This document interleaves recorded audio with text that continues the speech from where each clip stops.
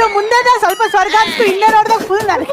ನಾನು ದೇವಲೋಕದಿಂದ ಬಂದಿರುವ ರಂಬೆ. ರಂಬೆ ಅಲ್ಲ ನಿನ್ ಕೊಂಬೆ. ಸ್ವರ್ಗ ನರಕದ ಆಟದ ಮಧ್ಯೆ ಎಲಿಮಿನೇಷನ್ ಗೇಮ್ ಆಟ ಶುರು. ಈ ವಾರ ಕ್ವಾಟ್ಲೆ ಕಿಚನ್ ನಲ್ಲಿ ಎಲಿಮಿನೇಷನ್ ಶುರು ಆಗ್ತಿದೆ. ಈಗ ಬಹಳ ಅದ್ದೂರಿಯಾಗಿ ಆರಂಭವಾದ ಕ್ವಾಟ್ಲೆ ಕಿಚನ್ ನಲ್ಲಿ ಕ್ವಾಟ್ಲೆಗಳು ಮತ್ತೆ ಕುಕ್ಕುಗಳು ಭಾರಿ ಮೋಜು ಮಸ್ತಿ ಮಾಡ್ತಿದ್ರು.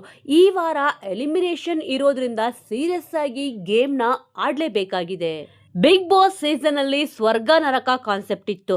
ಈಗ ಕ್ವಾಟ್ಲೆ ಕಿಚನ್ ಅಲ್ಲೂ ಕೂಡ ಸ್ವರ್ಗ ನರಕ ಕಾನ್ಸೆಪ್ಟ್ ಶುರುವಾಗಿದೆ.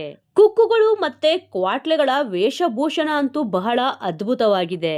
ಈ ವಾರ ಜೋಡಿಗಳು ಕೂಡ ಅಷ್ಟೇ ಬಲೆ ಜೋಡಿ ಅನ್ನೋ ತರ ಜೋಡಿಗಳಾಗಿದ್ದಾರೆ.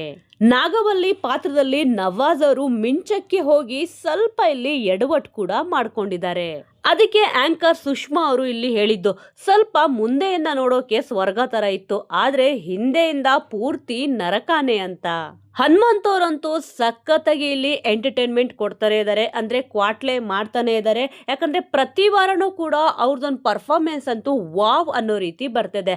ಇಲ್ಲಿ ಆರ್ಮುಗ ಕೋಟೆ ಕಣು ಅಂತ ಇಲ್ಲಿ ಹೇಳ್ತಿದ್ರು. ಈಗ ಈ ವಾರ ಬೊಮ್ಮಾಲೆ ಚಾನ ಬೊಮ್ಮಾಲೆ ಅಂತ ಕೂಡ ಹೇಳ್ತಿದ್ದಾರೆ. ವಾಣಿಯವರಂತೂ ಸೂರಜ್ ಅವ್ರಿಗೆ ಜೋಡಿ ಆಗ್ಬೇಕು ಕ್ವಾಟ್ಲೆ ಕಿಚನ್ ಅಲ್ಲಿ ಅಂತ ಹೇಳ್ತಾನೆ ಇದ್ರು. ಈ ವಾರ ಸೂರಜ್ ಅವ್ರಿಗೆ ಇಲ್ಲಿ ವಾಣಿಯವರು ಜೋಡಿ ಆಗಿದ್ದಾರೆ.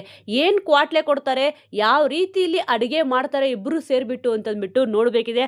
ಸದ್ಯ ಈ ವಾರ ಯಾರು ಅಡಿಗೆ ಚೆನ್ನಾಗಿ ಮಾಡಲ್ವೋ ಅವರು ಎಲಿಮಿನೇಟ್ ಆಗೋದಂತೂ ಪಕ್ಕ. ಈಗ 10 ಜನ ಕುಕ್ಕುಗಳು 10 ಜನ ಕ್ವಾಟ್ಲೆಗಳು ಏನಿದ್ರು, ಈ ವಾರ ಒಂದು ಎಲಿಮಿನೇಷನ್ ಅಂತೂ ಪಕ್ಕ. ಯಾರು ಈಗ ಕ್ವಾಟ್ಲೆ ಕಿಚನ್ ಇಂದ ಹೊರಗಡೆ ಬರ್ತಾರೆ ಅಂತಂದ್ಬಿಟ್ಟು ನೋಡ್ಬೇಕಿದೆ. ಸೊ ವೀಕ್ಷಕರೇ, ಪ್ರೋಮೋ ನೋಡಿದ್ರ ನಿಮಗೆ ಏನನ್ನಿಸ್ತು? ಈ ವಾರ ಯಾರು ಕ್ವಾಟ್ಲೆ ಕಿಚನ್ ಇಂದ ಎಲಿಮಿನೇಟ್ ಆಗಬಹುದು, ಯಾರು ಎಲಿಮಿನೇಟ್ ಆಗ್ಲೇಬೇಕು ಅಂತ ನೀವು ಅನ್ಕೊಂಡಿದ್ದೀರಾ ಅನ್ನೋದನ್ನ ಮಿಸ್ ಮಾಡದೆ ಕಮೆಂಟ್ ಮೂಲಕ ತಿಳಿಸಿ. ಮುಂದಿನ ವಿಡಿಯೋದೊಂದಿಗೆ ಮತ್ತೆ ಸಿಗೋಣ.